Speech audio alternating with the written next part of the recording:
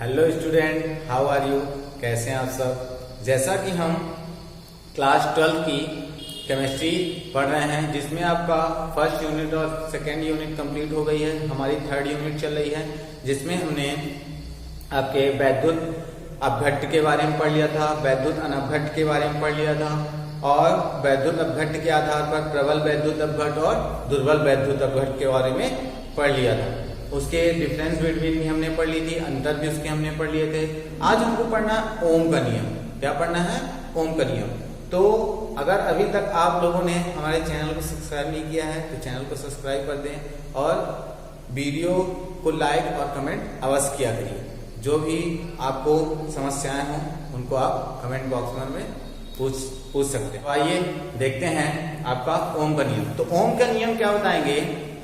किसी भी, देखिए, इस नियम का प्रतिपादन सर्वप्रथम 1825 से 26 के बीच में आपके सर जॉर्ज साइमन ओम ने प्रस्तुत किया था, जिनके अनुसार किसी प्रतिरोधक के सिरों के मध्य प्रवाहित या बीच के विभवांतर में प्रवाहित होने वाली विद्युत धारा के समानुपाती होता है। अर्थात देखिए, किसी प्रतिरोधक के सिरों के बीच उत्पन्न विभवांतर क्या कहलाएगा? जैसे आपके दो सिरे हैं तार के, ये बीच में इसके इस सिरे और इस सिरे के बीच में धारा बहने में कितना समय लग रहा है और उसके बीच की दूरी कितनी।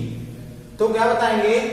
किसी प्रतिरोधक के सिरों के बीच उत्पन्न विभवांतर उसमें प्रवाहित धारा के समानुपाती होता है। या दूसरे शब्दों में हम बोले, किसी चालक का विभवांतर उस चालक में बहने वाली धारा के समानुपाती होता है। अर्थात V समानुपाती I। अर्थात V क्या कहलाएगा? आपका विभवांतर, और I क्या कहलाएगी? आपकी प्रवाहित होने वाली धारा। या इसी को हम ऐसे भी प्रदर्शित कर सकते हैं, V बराबर R इंटू I, या R बराबर V अपॉन I। ये आपका क्या कहलाता है? ओम का नियम कहलाता है। इसे हम काहे से प्रदर्शित करते हैं? ओम से प्रदर्शित करते हैं। ये काहे का सिंबल होता है बच्चों? ओम का सिंबल होता है। ठीक, तो ये आपका ओम का नियम। ये आपके 3 नंबर में पूछा जाता है, तो इसको आप इतना याद करिए।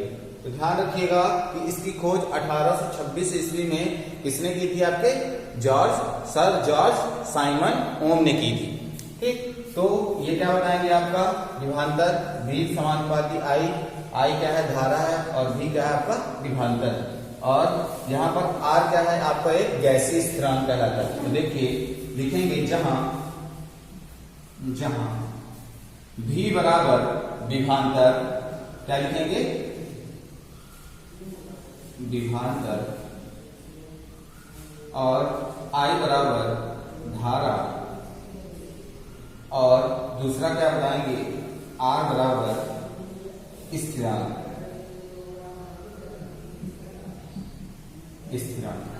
और ये ओम का सिंबल होता है जिसे हम व्यक्त करते हैं। ठीक, बन जाएगा बच्चों इतना। तो आपकी ये धारा एम्पियर में होती है, क्योंकि हम जानते हैं कि धारा को कहाँ से मापा जाता है? आपके एम्पियर से मापा जाता है।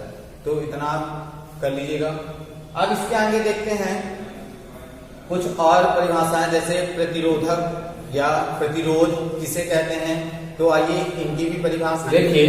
प्रतिरोध की परिभाषा क्या बताएंगे? किसी चालक में प्रवाहित हो रही विद्युत धारा में उत्पन्न अवरोध या रुकावट को। जैसे किसी परिपथ में हम क्या कर रहे हैं? धारा प्रवाहित कर रहे हैं। अब धारा प्रवाहित करने पर कहीं पर हमने क्या कर दिया? जोड़ लगा दिया। क्या लगा दिया?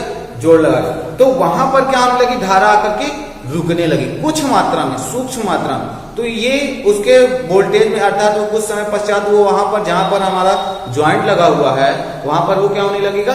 गर्म होने लगेगा। जिससे आप यह बता सकते हो कि किसी भी धारा को प्रवाहित करने के लिए उसके चालक में उत्पन्न अवरोध को क्या कहते हैं? हम प्रतिरोधकता कहते हैं या प्रतिरोध कहते हैं। इसे हम R से भी प्रदर्शित करते हैं। तो देखिए, अर्थात कैसे? R बराबर R समानुपाती L अपॉन A। जैसे कि इसमें दिया गया है कि रुकावट को हम प्रतिरोध कहते हैं, इसका मान इसकी चालक की लंबाई अर्थात जो आपकी तार है वो कितनी लंबाई है और उसका क्षेत्रफल कितना है। तो चालक की लंबाई के अनुक्रमानुपाती होता है तथा क्षेत्रफल A के व्युत्क्रमानुपाती होता है। तो देखिए इसे हम इस तरह प्रदर्शित कर सकते हैं, या R बराबर रो, ये क्या कहलाता है, रो का सिंबल कहलाता है, जिसे हम विशिष्ट चालकता भी कहते हैं। क्या कहते हैं, विशिष्ट चालकता, या विशिष्ट चालकता बराबर RA/L। ये आपका क्या कहलाता है, विशिष्ट चालकता भी इसे हम कह सकते हैं। और ये आपका क्या कहलाएगा, प्रतिरोध के लिए आप इसे व्यक्त कर सकते हैं। तो ये 2 नंबर की परिभाषाओं में पूछा जाता है। तो या फिर इनमें टिप्पणी लिखने के लिए पूछा जाता है, जैसे ओम के नियम की टिप्पणी लिखिए, उसी में प्रतिरोधकता पूछ लेगा या विशिष्ट प्रतिरोध लिखे। तो आपको अगर प्रतिरोधकता पूछता है या विशिष्ट प्रतिरोधकता, तो प्रतिरोधकता पूछता है तो आपको यहां तक लिखना है, और विशिष्ट प्रतिरोध पूछता है तो आपको यहां तक। हेडिंग प्रतिरोधकता की, प्रतिरोध की बदलकर आपको विशिष्ट प्रतिरोध कर देना है।